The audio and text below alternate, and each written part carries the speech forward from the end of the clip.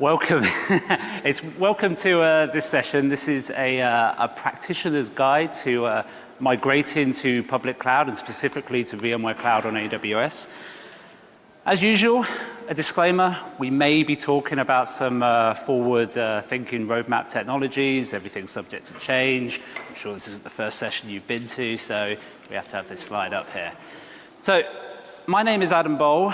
We've got two Adams here. I'm the UK Adam. I'm a cloud specialist systems engineer with VMware, primarily focused on VMware Cloud on AWS in the EMEA region. My colleague? Adam Osterholt. So I am a VMware Cloud on AWS systems engineer. So I'm based out of Ohio, but both of us are responsible for the product globally. Cool. Okay, so just a quick rundown of the agenda of what we're going to talk about. We're going to give you an introduction to VMware Cloud on AWS. You may have seen some of this content before. It's kind of difficult to escape VMware Cloud on AWS at this session. There's a lot of talk about it.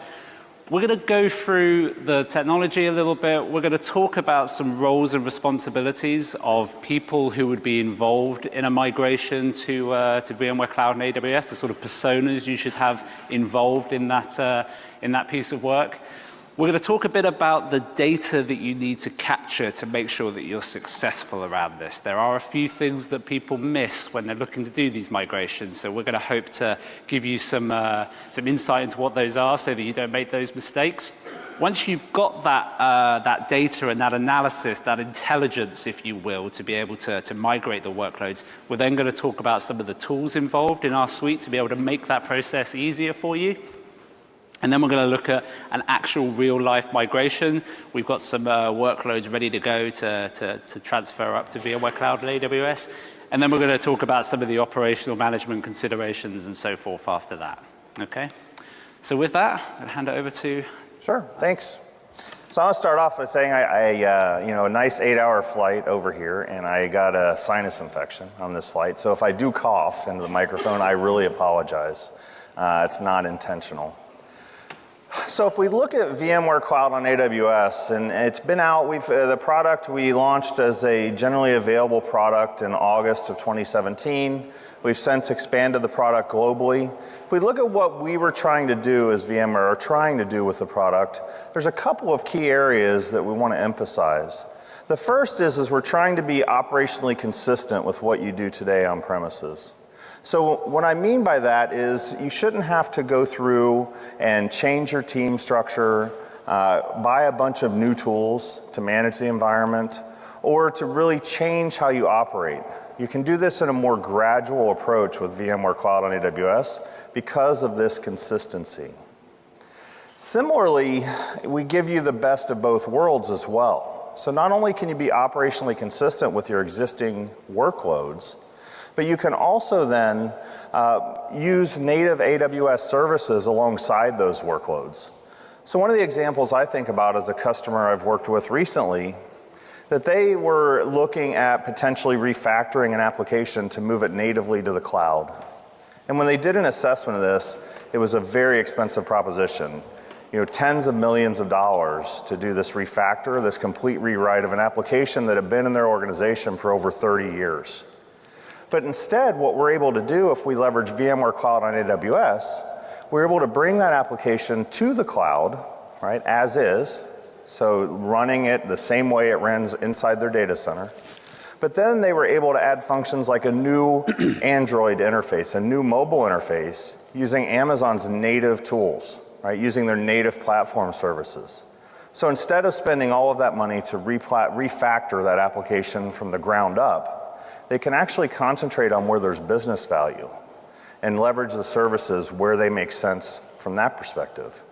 And so this provides a lot of value to customers because I see a lot of instances where customers will just decide, I'm going to move to the cloud and I'm going to refactor all of my applications.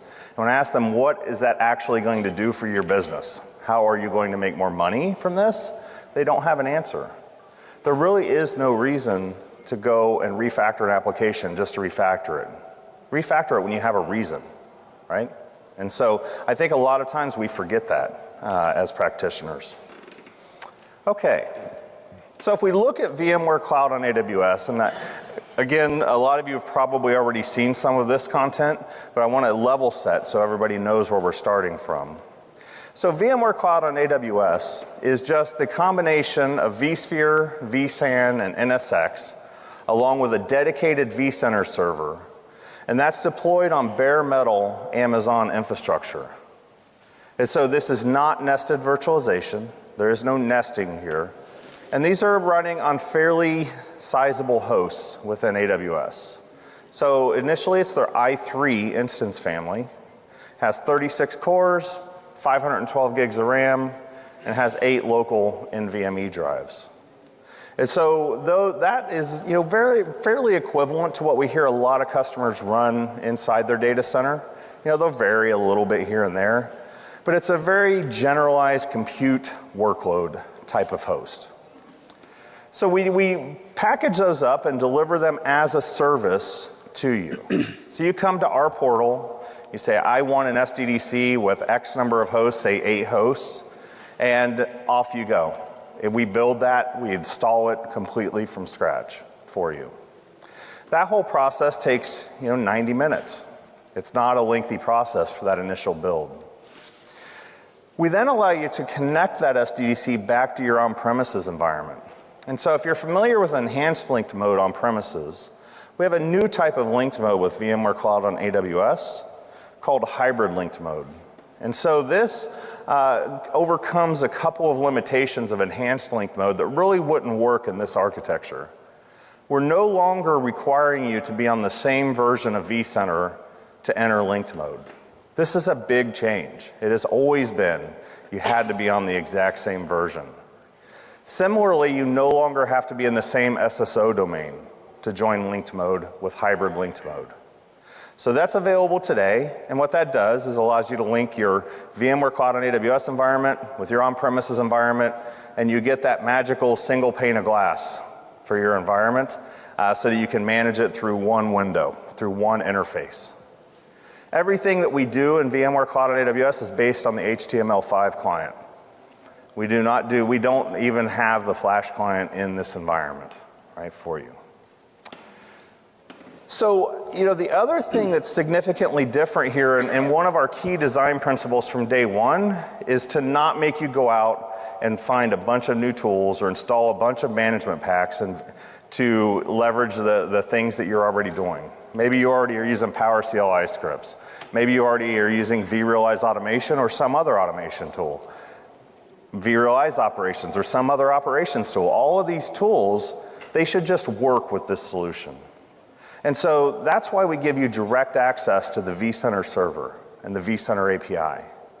So in this is just another endpoint to all these third-party tools out there. Right? All of our wide-ranging partner ecosystem, our own tools, those should just work with this. Just point it to the vCenter and off you go. That simple. So at this point, it looks great. It's a little bit, but at this point, without the rest of this, it looks like a colo, right, arrangement where we're essentially selling you a service. The last piece is the integration with native AWS. And this is very important because this is what I think really drives what's different about this solution to anything else in the market. So we have jointly engineered a unique connection between our VMware Cloud on AWS SDDC and all of Amazon's native services. And our goal there was to keep it the same, right?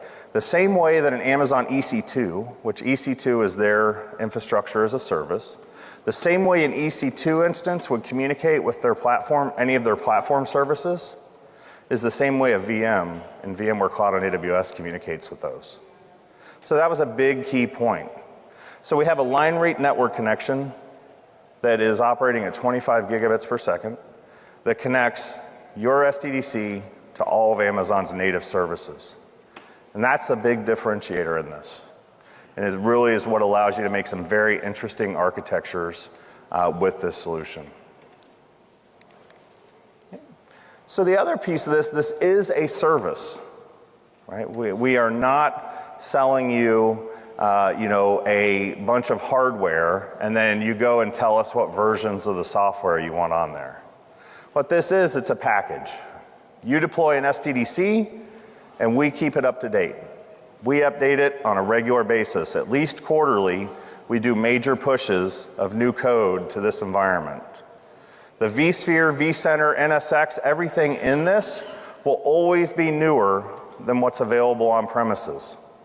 So when we look at that, right, that means that right now we're running, you know, a newer version of vSphere than 6.7 update 1. We're running a newer version of NSX than what's currently out there. And that's the way it will always be, because we have a limited footprint that we have to quality test. We have one type of hardware to test against, so we can significantly reduce that testing cycle and release code here very fast. The other thing that means is that it's supported by VMware. You call our GSS, and actually you don't really call us. We have live chat with GSS in this solution, so instead of picking up the phone, you know, calling, opening a ticket, everybody that's seen that. Instead here you click a button in the UI and you immediately get connected to a GSS resource, and 80+% of the cases that come in that way, support issues, get resolved in that chat window. So it's a very new and very dynamic support mechanism. So if we look at the use cases that we're targeting, it falls into four main buckets, right? The first is data center extension. I have a data center I'm happy with, but I want to use the cloud for burstability. I want to do desktops in the cloud. I need to expand into a new region. For instance, you're operating in EMEA today, you want to expand into APJ. You can do that with VMware Cloud on AWS. You don't have to build a new data center in that region or build a new colo. You can just spin up an SDDC in a matter of minutes. The second group is disaster recovery. And so, one thing, the more I travel and the more customers I talk to, the more I realize that a lot of customers have what they think is a good DR plan, but very few, number one, ever test it. And when it comes down to it, they're not covering everything that needs to be covered in their data center because it's cost prohibitive in a lot of instances. So with this DR solution, it can augment what you're already doing. It doesn't have to be a complete replacement, or it can be replace what you are doing, right? It can do, a lot or a little. It can provide you, much more superior geographic resiliency. So if you're in London and you want to get it out of the EMEA region, right, to do DR over to, say, the United States or to Canada, you could do that with this solution, right? Go as far as you want with how this is set up. The third is around cloud migrations, and this is something that we're seeing. This is the most prevalent use case today from our customers. Customers have leases expiring, their data centers are aging, right? There's significant capital investments to move to that next level in their data centers, and they don't want to spend that capital money. They're trying to move to an operating model, and we do mass migrations, and that's what Adam will talk a lot about later, is how we can execute these mass migrations in a very rapid time.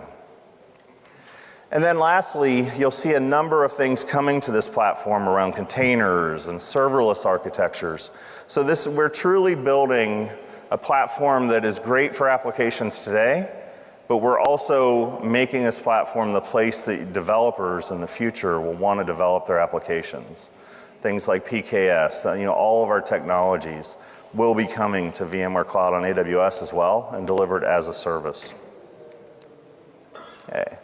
So what we're going to focus on in this session is around the data center evacuation use case, because this is one, as I've went and I've talked to a lot of customers, it feels like there are a million different things to do to figure out how to actually get these applications out of the data center. So we're going to walk through that process. So, we talked a little bit about this already, but one of the things that I do see is a lot of customers are not happy with colo arrangements that they have today, and they're trying to terminate a lot of those contracts out there. And termination clauses have very short windows to get out, right? Once you execute that in a contract, you have a very short period of time until you have to be out of that data center. So let's jump into it. So one of the things that we run into quite frequently is that our customers, they a lot of times will build two data centers fairly close together, right? Say within 20 to 30 miles of each other, and then do some kind of stretched network and stretched storage across those two environments to provide an active-active stretched cluster across there. So we replicate that same technology in VMware Cloud on AWS. So if you look at how AWS is architected, we have regions. So London is a region, Frankfurt is a region, and then within those regions, we have availability zones. And so there's usually at least 3 availability zones in each region. An availability zone has independent power, cooling, everything. They're meant to operate completely independently of each other. There's at least 3 of those in each region. What we've built is a multi-availability zone stretched cluster solution with VMware Cloud on AWS. So what this allows you to do is, say you need a 12-node cluster. We'll take 6 nodes and we'll put them in one availability zone, 6 nodes in the other availability zone, and then we'll use vSAN to create a shared storage layer that goes across both availability zones. We then, when you deploy workloads, we put a copy of each VM in both AZs, right? One in each AZ, and then it does synchronous replication across there. So what does this get you? If an availability zone fails, which is a big fear, right, amongst customers, is that in the cloud, one of the big reasons that you refactor applications moving to the cloud is that infrastructure is not resilient, right? With this solution, we're able to bring that infrastructure resiliency to you.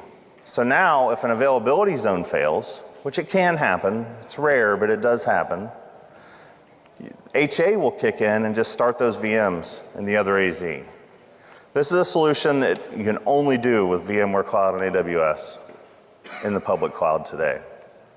So this is a big differentiator, and this allows us to customers to migrate those mission critical applications along with all of the other applications in their data center. All right, so Adam, you want to take us through building a team? Oh, go on then. Cool. Okay, so before we get involved in any migrations, before we start looking at any of the workloads that we're running on or the tools that we're going to use, in our experience, it's been a good idea to start looking at the team of people that's going to be involved. Who are the personas involved who are going to be, we're going to need their buy-in to be able to make sure this migration is successful. Oh, I've gone back. Okay, so the first group of people who we talk to, and Adam and I are usually interacting with these people first off. These are you people generally, right? They're the system administrators, they're the architects, they're the virtual admins within organizations, okay? We are seeing now that you guys are having real conversations around cloud. Cloud is no longer a shadow IT thing. It is front and center for the business, okay? And you guys generally care about, high availability, performance, resiliency, all those types of things, and those are the conversations that we have around that. And these are things you have to consider when you move into the cloud, okay? Does my application work in that cloud environment in the same performance way? Is it as resilient still? So on and so forth, okay? So we generally have a conversation with you guys first. And another thing that comes front and center now is architecting for cost, okay? Before, that really wasn't sort of, generally when I was doing that stuff, I didn't worry about the cost. Someone else dealt with that. But now it's front and center when we're dealing with cloud technologies. The next group of people, and these may be hopefully in parallel as well, is the networking and security people. When we set up environments and we start looking at migrations, if we haven't spoken to these people, we're going to have delays, okay? Because there's change control processes to go through. We need to make sure that it's secure, that it's going to work, that we're going to put this spoke in our environment into the enterprise in a correct fashion that's going to be a solid foundation going forward. So we really need to make sure we're engaged early with these people to make sure that we don't have any delays or blockers as we're going along. The next people, get that one off, is the application owners, okay? we're not just moving virtual machines. I mean, underlyingly, that's what we're doing with this technology, but ultimately we're moving applications, okay? We need to make sure that we know the applications that we're moving and how they're strapped together. How many people can put their hand up and say, yep, every application that runs in my business, I know exactly every virtual machine and every interface that that thing's running on? No hands? Everyone's shy? Or but we generally find that's the case. There's applications that we're looking to move. People don't know how they're put together. We need to get that information, okay? We also need to make sure that these people are aware that we're moving their applications, not because there'll be, any degradation in performance. Sometimes we see that, an application owner has said, yep, you can move my test dev workloads for that. That's perfectly fine. And then they come back a week later and say, my test dev is running quicker than my production. Can you move my production, please? Especially if you're on aging hardware, okay? Finally is the support and operations people, okay? If we're moving to the cloud, there might be, if we're moving to native cloud services, there would be some massive changes to support and operations. But when we're moving to this technology, even though it's very similar to what you're running on-prem, there are certain nuances that may change, and we want to make sure that those people are up to speed on what's happening as well, okay? That's just good practice, all right? Another group of people that I would say are useful to speak to, especially when you're moving workloads where there's licenses considerations and so forth, is to make sure those people are on board as well, okay? Is there anything else here? Is there anything anyone thinks has been missed here, or anything that, you think we could cover off? Sorry? Legal. I would put those in with licensing as well, and sort of in the same bucket, all the people who are involved in that. Yeah, no, that's a fair point. Okay. All right. So with that, we're going to move on to the data and dependencies. Yep. All right. Thank you. So one of the first steps, and this is where this is not an easy step. I'm not gonna sit here and tell you I have all the answers in 20 minutes, right, of talking about this. Is to look at your applications and to figure out what they're dependent on. Does anybody raise your hand? Do you think you have a good handle on exactly all of the application dependencies in your environment? Yeah? Yeah? All right. So, that's what we run into constantly is I'm working with a couple of customers now, and the first thing that we run into is, we don't know what applications to move because we don't know what's going to happen if we move it. So let's take a look at some ideas here around building a map of these applications, and I'll show you a couple of tools that we as VMware have built to help with that process. So the first thing I would do is, this is kind of like when you start disaster recovery. The first step is do a business impact analysis of the environment of each application. Same thing here, right?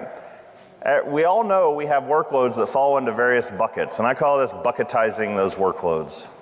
And so you have applications that if they're down for a day, nobody's even going to care, right? You can easily get that. Put those in a bucket. Applications that can be down for, an hour, all right, without anybody getting too crazy. Put those in a bucket. And then we all know we have those applications that can't be down 1 second, or else the whole business grinds to a halt. Sometimes that's true, sometimes it's not. But we do have those applications that we're never going to get approval to do anything real invasive with. Put those in a bucket. Because what we have underneath is we have technologies to address all three of these, right? So if we take these applications, right, with prolonged downtime, throw them in there. We got some here, right? You get the point. Start grouping your applications. And it doesn't have to be any great matrix. I've seen instances where customers went through all their applications, and the first thing they do is start a massive spreadsheet, and then they start adding columns, and next thing you know, they bucketized everything where there's one application in each bucket. And that really doesn't do anybody any good. Keep it pretty general. Don't overanalyze. Take your best first guess at this first step along the way. So then you want to do an assessment to really validate what you're talking about.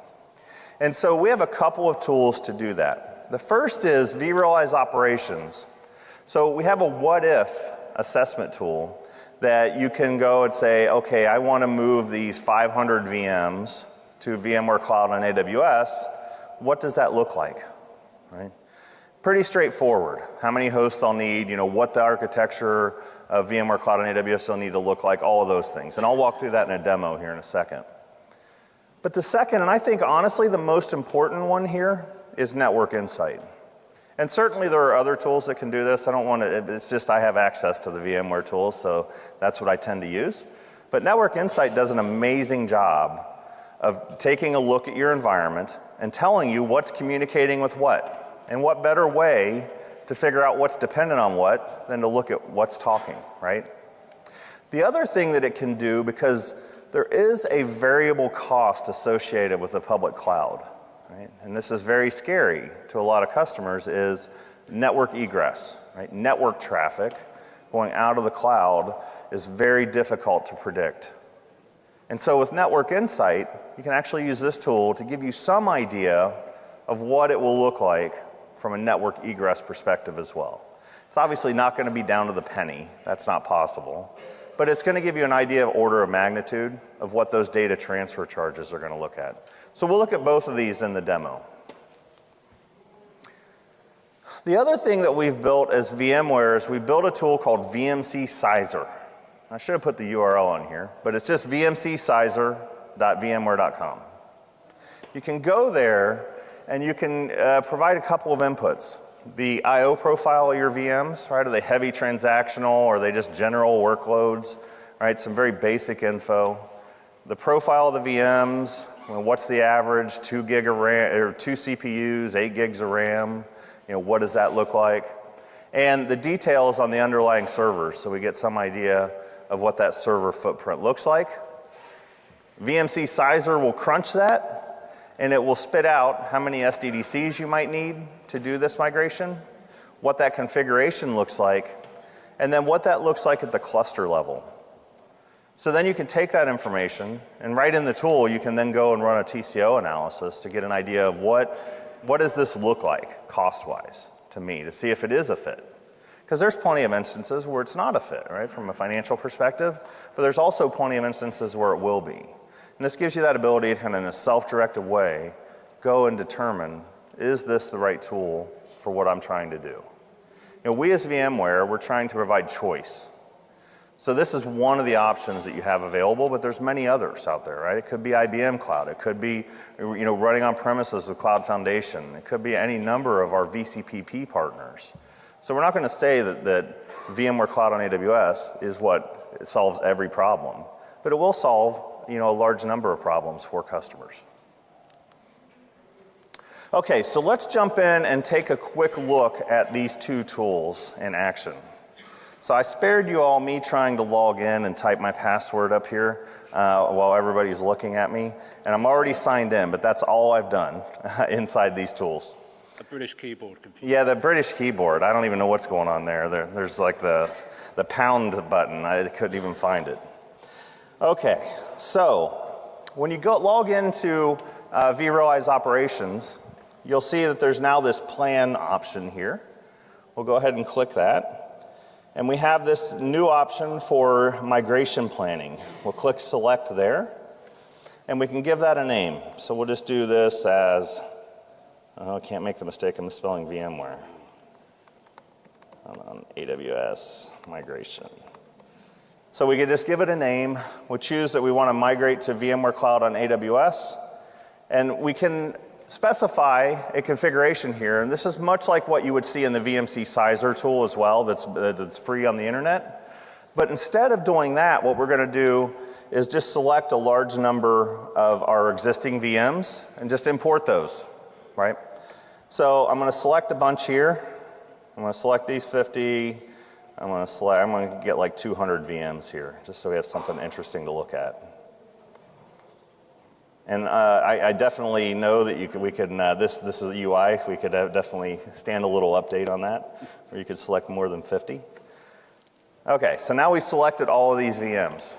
And so this is going to take that vRealize operations data that we've gathered over a period of time on peaks and average utilization, all of that data, and it's going to crunch those numbers when we hit run scenario, And it's going to tell us how many hosts that we should need to migrate those workloads to VMware Cloud on AWS.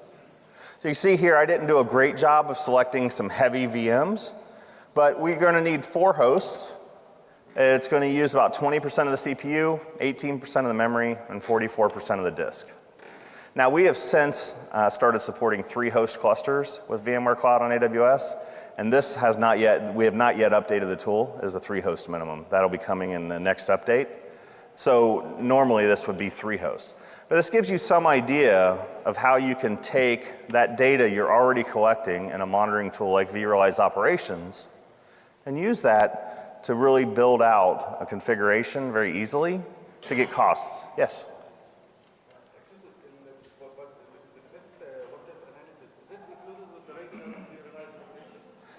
Yeah, so the question was this what-if analysis, is that included with the regular vRealize Operations?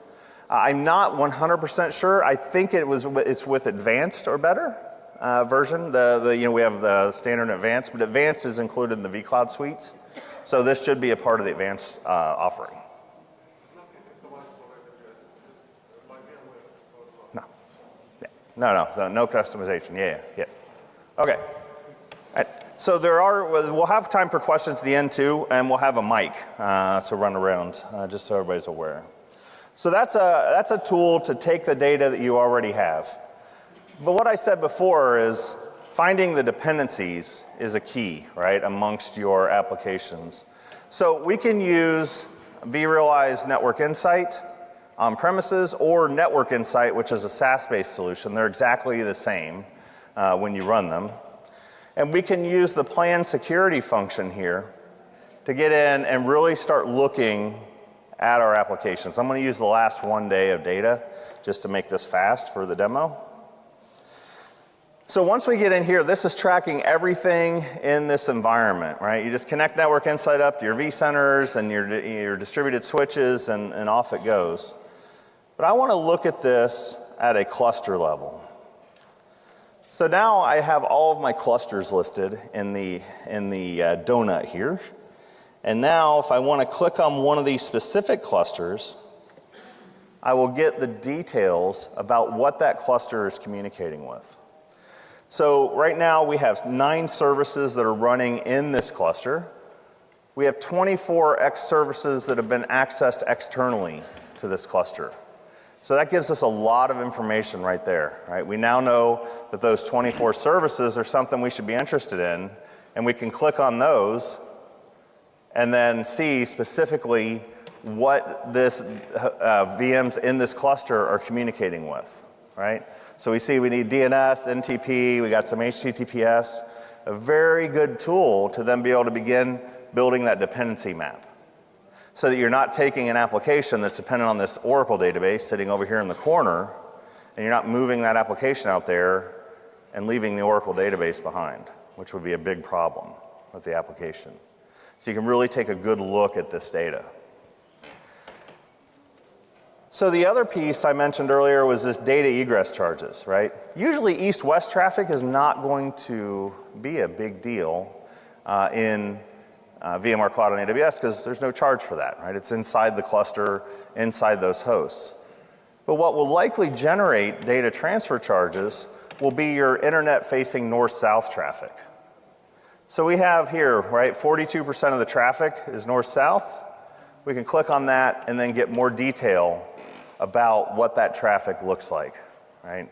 So we can see the detail. You can export this as a Excel sheet and really manipulate it more to get a better idea of what you're looking at.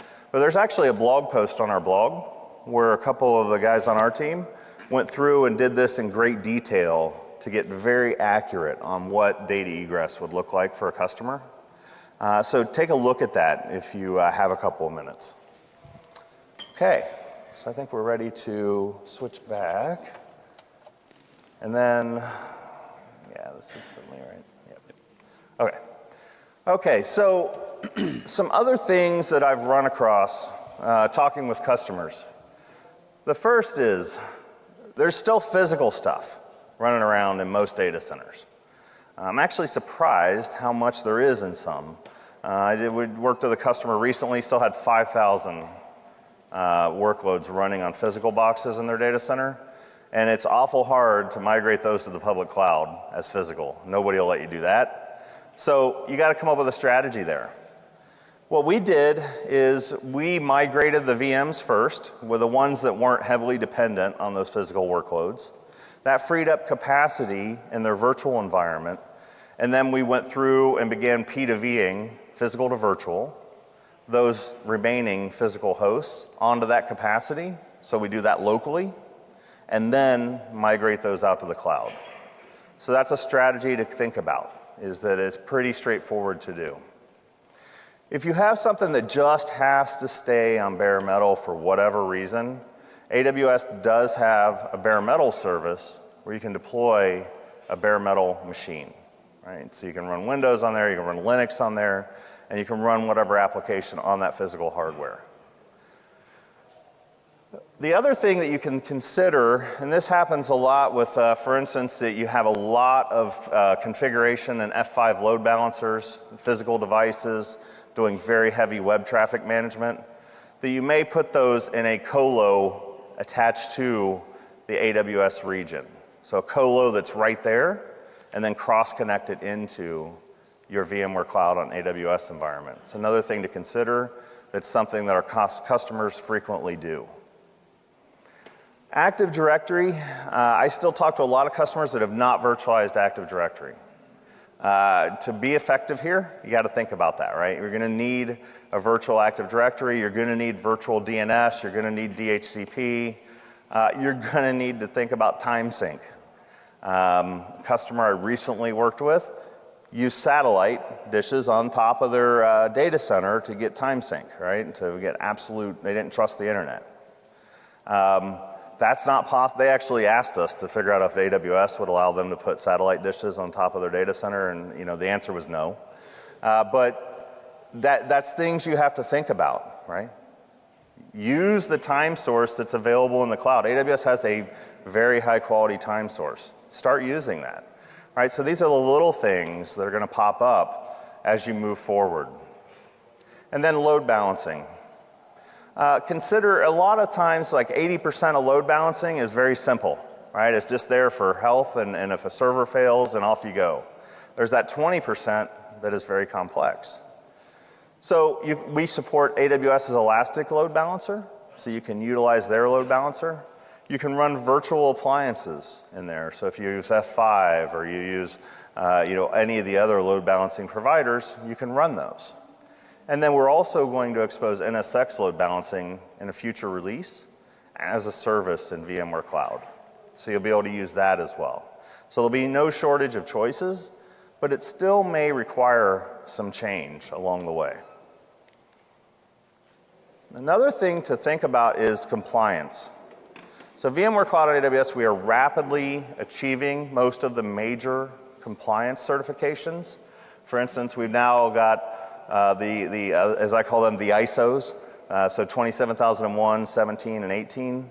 We've got SOC 1, 2, and 3 compliance certification, HIPAA for the United States, GDPR for EU, and then we did this self-assessment for the Cloud Security Alliance that exposes a lot of our security practices, so you'll know what we're doing.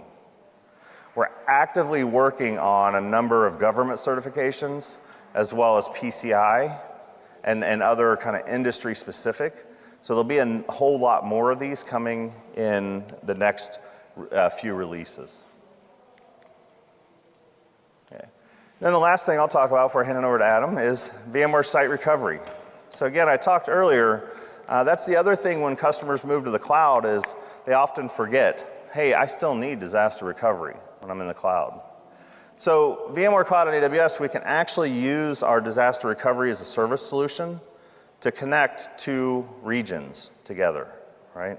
So for instance, if you had workloads running in the London region for VMware Cloud on AWS and you needed disaster recovery, we could do that disaster recovery right to the Frankfurt region. Again, with no licensing purchases, just a monthly cost for that DR, right, as an OpEx expenditure. So again, we're trying to make this a very simple process. This process is like one click, and it's installed, and you're ready to begin protecting your workloads. And you can do that very selectively. All right. So with that, we're going to do a little deeper dive into some of the tools that do the work here with Mr. Adam Bohl. Yeah, so let's just recap here. So we've understood what VMware Cloud on AWS is. We've put together that team of people. We understand who the personas are that need to be involved in all of this. We've looked at the data dependencies. We know our on-premise environment. We now know what everything is talking to within the environment. We've looked at some of the use cases. Now let's get down to the nitty-gritty of the tools. What are we actually going to play with to be able to get this to work? Okay. So we need to look at our scenarios first off, okay? We're not going to just move all these applications at once in one big go. Some customers do that, and I think with VMware Cloud on AWS, we have really de-risked the whole migration process. So you can do that if you want to, but you're probably going to look at this and look at the applications and see, right, how is best to migrate these applications? Now, we've all got applications in the environment. They're not business critical. They're something that needs to be moved, but we're not too worried about them, right? When we talk about doing anything where we're doing mass migrations or anything, or P to V, we usually look at dev test first, right? Classic one. But we may have stuff out there that we say, right, we can take this offline and it's not going to really hurt us. So we can look at doing potentially cold migrations with this. So the way we're migrating workloads across to VMware Cloud and AWS, because it is just vSphere as normal running in an AWS region, it's the same as what you run on premise. So long distance vMotion is effectively what we do for this, okay? So we can take those workloads, we can shut them down, we can migrate them across, bring them up on the other side, and we're done, okay? There are other ways in which we can move workloads. So we could say, right, let's seed a workload across over there, right? Let's keep that workload running on premise, but let's use VM replication to just seed across the virtual machines over there. And then when we've got this parity across over, we can just flip across and we can now have that machine running over in VMware Cloud and AWS. Then there may be other workloads where we say, right, we cannot have any downtime, right? If anyone, shuts this machine off, then you're going to be looking for a new job pretty soon, okay? So for those workloads, we can actually do a zero downtime live vMotion. I will show you that in a minute. We'll go through a demo of taking a virtual machine and saying, right, move this across a considerable distance, and we'll put that across into VMware Cloud and AWS, and it will just keep running, okay? So in terms of, the sort of, a lot of people, when they start looking at moving these workloads, they want to do things quickly, so automation comes into play on this, okay? I would never say to automate something that you don't know how to do manually first. So it's a good process to get hands-on with this, start manually moving workloads across, and then when you're comfortable with it, when you've seen how things work, you know what good and bad looks like in that environment, then you can start automating things, okay? And the solution that we have, you can utilize the APIs, you can utilize scripting languages, there are SDKs for a lot of this stuff that you can implement to automate it however you want, okay? And again, if you're coming down to doing cold migrations, live migrations, seeding, and then you start looking at bulk migrations is when you're going to want to start automating things, okay? And I can show you in the interface exactly how we can do that. We can schedule up workloads to say, right, we've got this change control window. We now want to move this workload.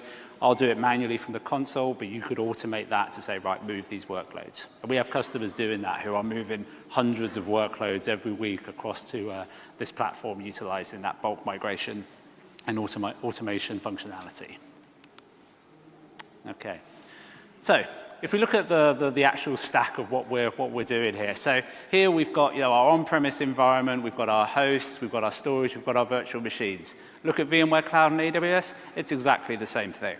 Okay, one of the main benefits or the main selling points of this solution that I say to customers is the beauty of this is kind of how boring it is, because it's exactly what you've got on-premise, but running in an AWS region and having all the flexibility that you have there. Okay. So moving it across is now no different to just doing a migration on-premise or a migration to a new cluster, okay? It's exactly the same, okay? You can bring it over, you can take it back. It's up to you, it's your choice, okay? Adam mentioned earlier, we have this way of federating our vCenter control plane utilizing hybrid link mode. As Adam mentioned, this is kind of like an evolution of enhanced link mode. So all of your SSO domains on-premise linked across to your vCenter in AWS, so you get that central control plane there. Okay. Oh, I've just talked about that. Is it going to build? Ooh, I stopped. There we go. There's a little clip. So you can do live migrations across with that technology. And also as well, we mentioned there in the middle, your content libraries, okay? A lot of people I speak to have issues with template sprawl. If you're not looking at content libraries, it's a really good way to kind of standardize that.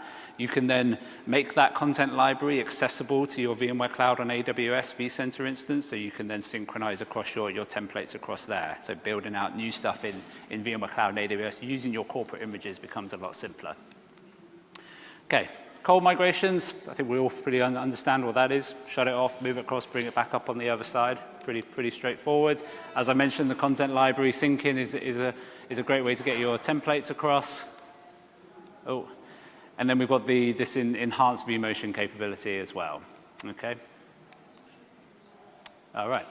So I think the main thing to think about here is you do have the option to move everything if you want straight away, and that's perfectly fine. As I mentioned, we've de-risked this as much as we can, and you'll see in the demo how straightforward it is to get workloads across into here. But you're probably going to look at your waves of migrations, okay? And I think this really comes into play as well when you start looking at some of the stuff that Adam showed around doing your assessment of what you will need in VMware Cloud on AWS. Because this environment, as Adam mentioned, takes about 90 minutes to stand up. To add additional hosts into the environment only takes about 10 or 12 minutes, okay? So you can grow your environment as you move workloads across. So in wave 1, you may be on 4 hosts. Wave 2, it's 4 plus 2, 4 plus 3, whatever that wave contains. You can grow the environment and grow your costs over that time. You don't need everything on day 1. Okay, so that's something to bear in mind and something that some customers I speak to kind of struggle to get their head around. There's also technologies like Elastic DRS where we will automatically grow the cluster. So you can set that up and say, this is my upper threshold of my environment. And that allows you to say, well, once you get to a certain capacity, we'll automatically add more hosts into the environment. So kind of like auto-scale, but for hosts, okay? So it's great because your virtual machines, your applications don't need to be auto-scale aware. The host will just grow and the capacity and compute will grow with it, okay? All right, so now we're going to go through flipping the switch and actually doing a migration. So the technology that we're going to use to do this is hybrid cloud extension. Okay, so this is a solution that VMware has had for a while. You could use this on-premise. We offer it as a bundled solution with VMware Cloud on AWS. You enable it from the portal. You download the components that you need to run on-premise. You set up the connection. You're also able to stretch your layer 2 networking across into VMware Cloud and AWS, and this gives you the ability to be able to move your workloads, move the networking configuration so you don't have to go through any re-IPing exercise on the other side, okay? So really useful technology, and we'll show you how we can do live vMotions and bulk migrations with this as well. Okay, so we're going to go through the demo, and that's kind of almost perfect timing. Yep. Because 3, right? I actually set up a bulk migration of workloads to kick off at 11:45. So 3 minutes ago, we should have had some virtual machines start to migrate across. So on this screen here, you see I've got 2 tabs open. The one I'm looking at here is an on-premise vCenter environment. Just to show you, I'm not hiding anything up my sleeve here. We can see this is a 6.7 version of vSphere on-premise. We could go straight back to a vSphere 5 environment if we wanted to and bring those workloads straight across from there if we wanted to, but this is what we're running on-premise, okay? I've got another environment over here in this other one that looks very similar, but this is actually running in a VMware Cloud and AWS instance. We actually run VMware Cloud and AWS on a newer version of what you can get on-premise. So this is a kind of neat way of showing, yeah, you can't get this on-prem, so I'm definitely running it in AWS. Okay, so we're running 6.8 over there. Now, in this environment, I've got HCX set up. So if I come back to my on-premise environment, go down to the hybrid cloud extension tool. This is where I can come in and do my migrations here. So you can see here, we've done a total of 227 migrations with this environment. We recently set up this new connection not long ago, so there's not many in there. And you can see here, we're actually running from Texas across to North Virginia. So some customers I speak to go, Adam, you're probably doing this from an environment that's right next to an AWS region, and that's why it's running so quickly. Now, this is running a fair old distance. This is like, I think this is like a 20-hour drive if you wanted to do it, or it's a 4-hour flight if you wanted to take that journey. So I'm covering a fair amount of distance here. If we come down to the migration section here, we can come across here, and we can see there was a bunch of machines that I scheduled when I got here this morning at 9 o'clock, and they were kicked off to run at 11:45. Unfortunately, because of the way this formatted work, I couldn't kind of show you the before and after. But they've effectively migrated across over here into my VMware Cloud and AWS environment. We have a stretch network set up, so we've stretched that layer 2 segment across into VMware Cloud AWS. So those machines have just migrated across. They've kept all their IP address information. They won't have seen any downtime in this instance, and they just work on the other side. So what we do with Hybrid Cloud Extension is we set up that layer 2 extension, we move the workloads across, and then when that entire subnet is effectively moved across, we can break that extension, create it as a rooted network on the other side, move the gateway to that side, and then we've moved the application, the VMs, and all the IP configuration without having to do anything, really. It's effectively the easy button on migrating to public cloud. But what does it look like if we want to actually go through and do a migration manually in the solution? So you may think, well, Adam, you probably did that in your hotel room last night, and I don't believe you, it's actually going to work. So I'm going to go in here and look at doing an actual migration of a workload. So let's come across here. I'll open this in a new window over here. Okay, so I'm going to go and migrate a virtual machine here. And I am going to go and look at my on-premise environment here. So this is my on-premise environment that's running in Texas at the moment. Let's look at the business machines here. So I have let's take a beefy machine. Let's take that one. It's Adam Osterholt's Bez server. We're going to move that for him. So I'm selecting the destination of where I want this workload to run. This is over on the VMware Cloud and AWS side, so I'm going to select and put it in my business folder, and we're going to show that in a minute so you can see where it's landed. It's everyone's job here to remember where I've put things in case I forget. Okay. I select a compute resource pool that I want this to go into. I specify the storage location that I want to use over there, so I'm going to use the vSAN data store over on the other side. I'm going to keep the format, and it's going to basically still stay on this stretch network that's here. Okay. I've got options here in terms of how I want this workload to move. So I'm going to choose to do a vMotion, just it'll kick it off automatically and send it across. I'm going to tell it not to power off the virtual machine or anything, it's just going to live vMotion across. I've got options to do bulk migration, which is what I did before for those virtual machines. I'll go in and show you in a minute what that looks like. It basically allows you to schedule up and say, right, you have this change control window to move this machine or these groups of virtual machines across to VMware Cloud and AWS. So you can specify date and time ranges, hit go, and then it will do it when it's ready to do so. Cloud Motion and vSphere replication is for when you want to seed workloads across. So you say, right, schedule up these virtual machines to move across. vSphere replication effectively comes along and does the replication and then flips the bit at the last moment. So let's go through and do a live vMotion. We're not going to upgrade any virtual hardware or the VMware tools or anything on the other side. And this will give us the opportunity, if we want, to bring this machine back to a lower version of vSphere if we wanted to. On the validation here, everything looks good. Everything's green with little tick boxes and so forth, so we should be good to just go off and migrate this workload. Okay? This is a fairly large virtual machine, but it should be okay just to move across. It will come up here, it will just go off and migrate it. You can see at the moment at the top. Hopefully for those in the back you can see that, but it's coming up and saying it's waiting at the moment. It's collecting all the information, and then it will effectively bring that across onto the other side. So.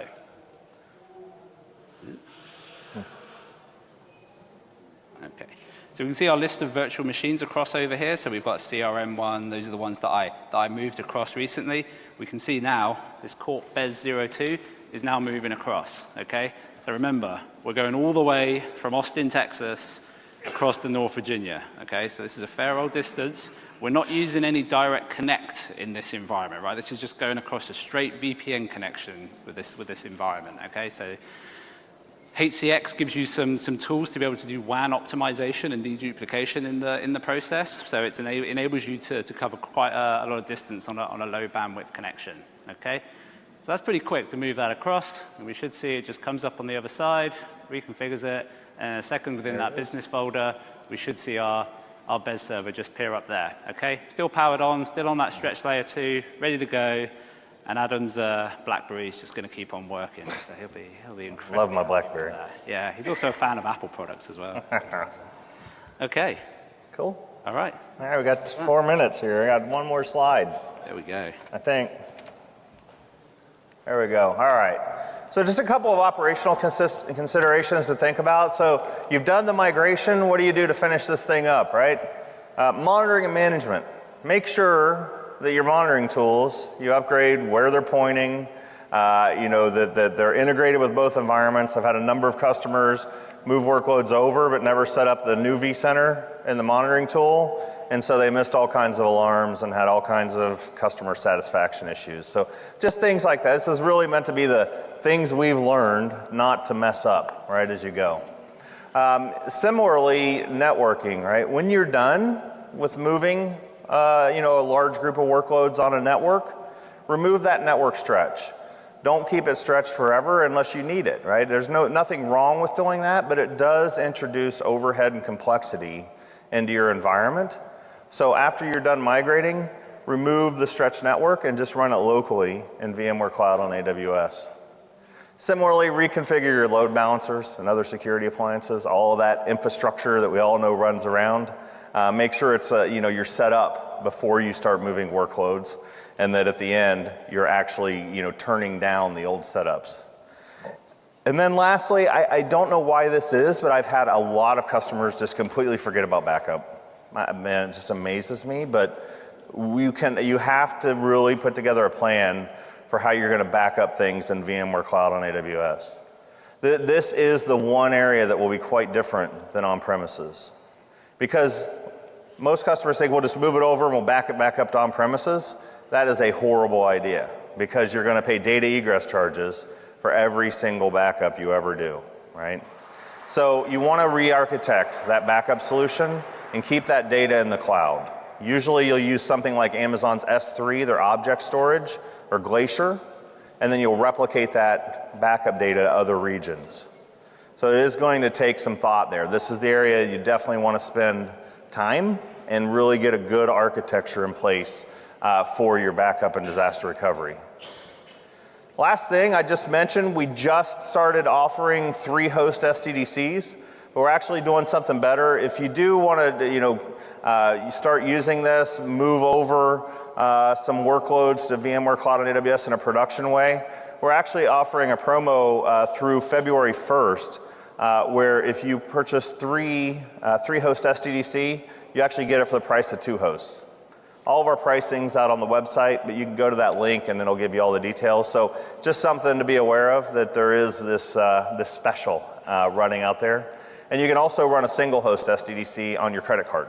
So you can just swipe a credit card and run it for, a few hours, right? Whatever you want. So we didn't leave a ton of time, but if there are any questions, we do have a microphone somewhere. Yeah, over here. Does anybody have any questions? Yeah, come right up here. Just 1 second. 2 minutes for questions. Yeah, we got 2 minutes, yeah. And we'll stick around out here in the hall if anybody wants to ask us afterwards. Yeah. Hey, hi there. A couple of questions. The VROPS and Network Insight, is that specific to VMC, or is it just out of the box? So the VROPS, is there a management pack for that, or? Yeah, so the VROPS, that's out of the box. It comes with VROPS. And there's 2 options there. You can do an assessment for moving to native AWS, as well you can do an assessment for moving to VMware Cloud on AWS. I believe our goal there is to also integrate that with our Cloud Health acquisition long term, to give better data there and more options to other cloud providers. But today it's AWS or VMware Cloud. And just one, and the VR, so if you wanted to run VRA, for example, could I do that on VMC, or is that would have to sort of point do an on-premise VRA deployment and point it to the VMC as an endpoint? So you have to remember with VRA, when you're connecting in, it's effectively going to a vCenter endpoint, okay? So you could have that sat in VMware Cloud and AWS and configure it to talk to its own vCenter within there and then use that to provision, or you could run it on-prem and have it move across. It's up to you. VRA is completely unaware that this is running in AWS. It sees a vCenter API and that's it. So yeah, you can run it wherever you want. Live migrations, is that supported with 5.0 vSphere now? Sorry, that was Live migrations, is that supported with vSphere 5.0, vCenter? Oh, live vMotion. Yeah, I think it goes to 5.5. It's in the documentation. I think it's 5.5, but we're constantly trying to go back further and further, so it's best to always just look as well before you start to do something. I think we can go bulk from 5 and then it's live from 5.5 or something. I'd have to Go ahead. check So, that one. I wanted to know if public IP addresses are supported. Did you get that? Yeah. So the question, public IP addresses. So we, within the portal, within the interface for VMware Cloud and AWS, you can choose to acquire an AWS Elastic IP within our interface. So you can request a public IP that comes from an AWS pool effectively, and then establish the NAT rules through the NSX tooling to be able to NAT that across to the private IPs in here. Okay, but it was not exactly my question. We have a public B range, and all our servers are in this public B range. Yeah. And would I be able to take those IP addresses with me in AWS? No, you can't take your own public IPs. It has to come from AWS's pool of Elastic IPs. Okay, thanks. Yeah, so that's where a colo could come into play, right? So you could colo a load balancer, for example, move your IPs to the colo, and then point those to VMware Cloud and AWS. We have customers doing that today. So there are ways to get there, but it's not, you can't bring them directly into native or into VMC. Yeah, I've worked with some customers that have had sort of all their networking kit in an Equinix data center, and then they just basically route across to AWS for those reasons. So I think we have to stop here for the questions, but I'll tell you what, we're going to shut down. If you want to, we'll hang out here, and you can ask us any questions that we didn't get to. Cool. Thank you, everybody. Thank you, everyone.